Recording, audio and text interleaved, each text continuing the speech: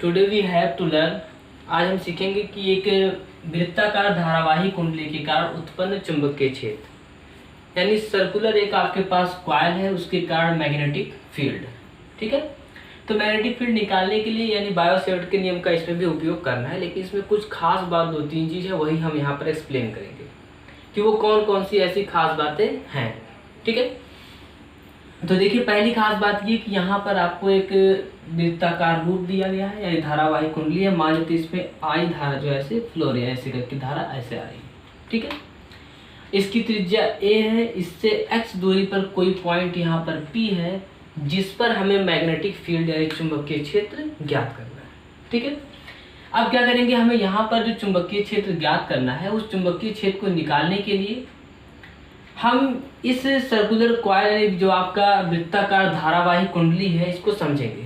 पहले तो ये समझिए कि वृत्ताकार कुंडली जो है, जो आपको ऐसे दिख रही है, ये ऐसे नहीं रखा है, ये आपका ऐसे रखा है। तो अब एयर में मैं तो ऐसे फिगर ड्रॉ कर नहीं सकता हूँ, तो आप मान लीजिए कि ये वृत्ताकार धारावाही कुंडली ऐसे नहीं रख करके ये ऐसे रखा है। ठीक है, और यहाँ पर आपका देखिए एक अल्पांश DL स्थित है AB, और यहाँ पर एक अल्पांश DL है A डैश B डैश। ये अल्पांश DL मिलकर पूरा L बनेगा, जो आपका बाद में 2 पाई यानी कि एक सर्किल हो जाएगा।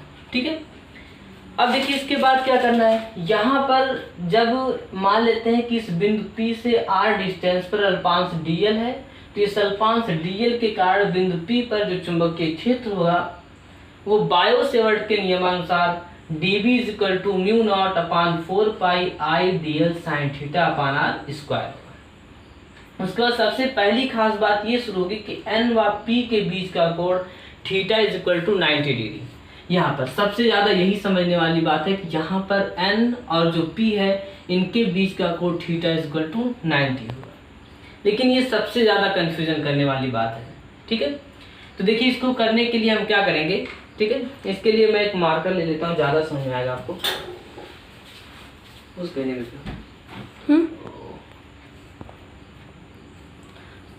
सॉरी फॉर दैट, ये मार्कर लेने चक्कर में हो गया।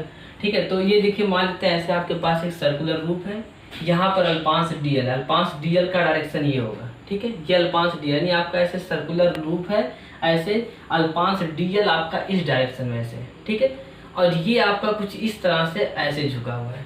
ठीक है, ऐसे, ये ऐसे।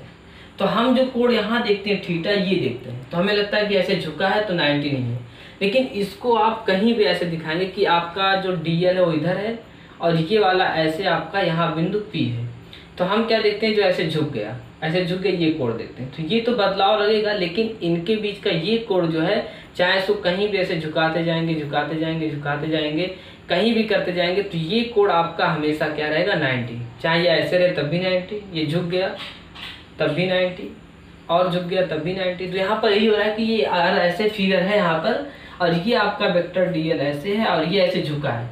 ठीक है, तो हमें लग रहा है कि कोण थीटा चेंज हुआ, लेकिन हमेशा इनके बीच का जो ये एंगल है, ये आपका क्या है, 90 डिग्री। ठीक है, तो बताएंगे n व p के बीच का कोण थीटा = 90 डिग्री होगा, और जब n और p के बीच का कोण थीटा = 90 हो जाएगा, तो sin 90 की वैल्यू क्या हो जाएगी, 1।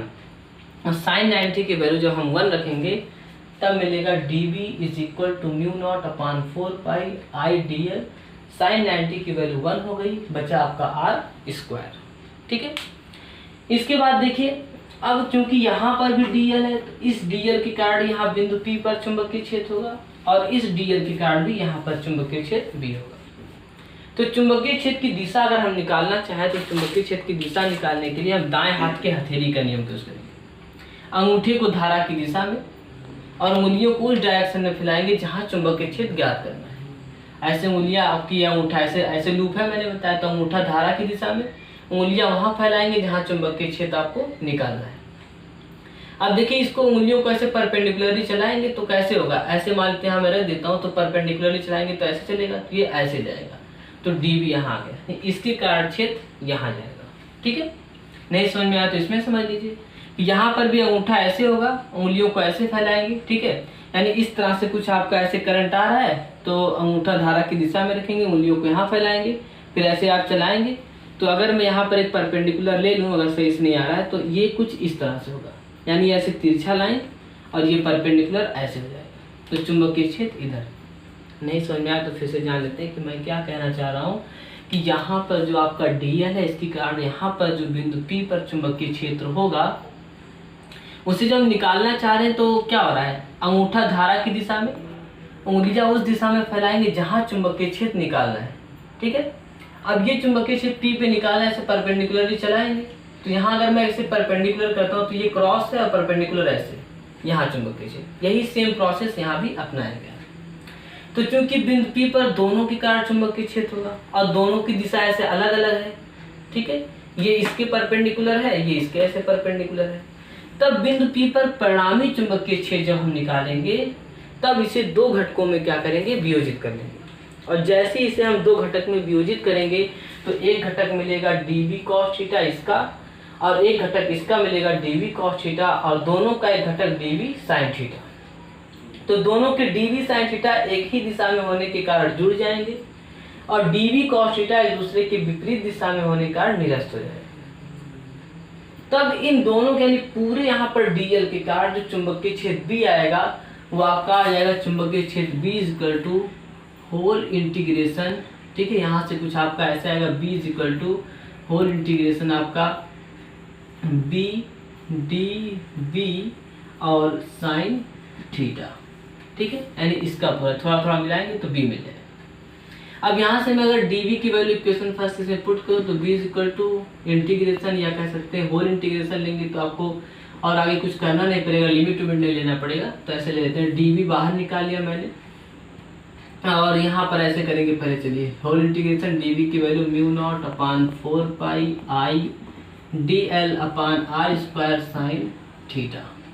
ठीक है, उसके बाद आपको क्या करना है, इस साइन थीटा को हटाना है। तो साइन थीटा अगर आप हटाना चाहते हैं तो देखिए थीटा इक्वल टू लंब बटे कर्ण होता है। लंब आपको क्या मिलेगा a और कर्ण क्या मिलेगा आपको r। ठीक है, तो साइन थीटा इक्वल टू मैं अगर निकालूंगा तो लंब बटे कर्ण a अपान r मिलेगा, वैल्यू पुट कर दीजिए। Whole integration mu naught upon 4 pi आई dl अपान r स्क्वायर साइन थीटा की वैल्यू a अपान r हो गया। उसके बाद देखिए आप यहाँ पर क्या करेंगे, सबको ऐसे बाहर निकाल लीजिए। Mu naught upon 4 pi I r का मल्टीप्लाई r क्यूब और होल इंटीग्रेशन dl। अब आपका ये whole integration dl dl dl dl मिल करके क्या बनाएगा, 2 पाई r बनाएगा। क्यों, क्योंकि आप वृत्त पर चले ना, तो ये dl dl मिल करके एक वृत्त बन जाएगा और जो वृत्त की परिधि होती है वो 2 पाई r होती है। तो ये dl पूरा l बनेगा, यानी वृत्त की लंबाई लेंगे, लंबाई को हम 2 पाई r कहते हैं, वृत्त की परिधि को। लेकिन यहाँ पर त्रिज्या चूंकि a है तो r की जगह पे क्या हो जाएगा a, वैल्यू पुट करेंगे mu naught upon 4 pi I, a के यहाँ पर पहले से था r क्यूब हुआ आई a आया। ठीक है, a के पहले से dl की वैल्यू रखेंगे 2 पाई a, ठीक है, अपान r क्यूब। अब देखिए r आपको हटाना है क्योंकि आपको ये डिस्टेंस ले आना है, क्योंकि ये सर्किल ऐसे रखा है और इसकी वजह से यहाँ आपका मैग्नेटिक फील्ड P है, तो x लेके आना है। अब देखिए x अगर आप लाना चाहते हैं तो r हटाना है, x लाना है। ये आपका कर्ण है और ये आपका आधार है। तो कर्ण और आधार के साथ क्या संबंध होता है, कर्ण पर बना वर्ग लंब पर बने वर्ग और आधार पर बने वर्ग के योग के बराबर होता है। यानी R square is equal to A square plus X square लिख सकते हैं पाइथागोरस प्रमेय से। यहाँ से आर स्क्वायर आपका जो है आ गया है A square plus X square, R निकालेंगे तो A square plus X square पे पावर आपका 1/2 हो जाएगा। यहाँ से स्क्वायर हटेगा 1/2 आएगा। तो जब आर क्यूब आप निकालेंगे तो A square plus X square पे हाफ है उसका फिर क्यूब करेंगे तो ये 3 का 1/2 में मल्टीप्लाई होगा तो A square plus X square पे पावर 3/2 आ जाएगा। यानी जहाँ आपका आर क्यूब है वहाँ मैं लिख सकता हूँ म्यू नॉट अपान 4 पाई ए का मल्टीप्लाई कराएंगे आई ए स्क्वायर इंटू 2 या 2 से ही कैंसिल कर दिए, 2 1 जा 2 2 2 जा 4, तो नीचे आपका 2 पाई आ जाएगा और आर को आप क्या लिख सकते हैं ए स्क्वायर प्लस एक्स स्क्वायर पे पावर 3/2। ये आपका हो जाएगा मैग्नेटिक फील्ड यानी वृत्ताकार धारावाही कुंडली के कारण उत्पन्न आपका चुंबकीय क्षेत्र हो जाएगा।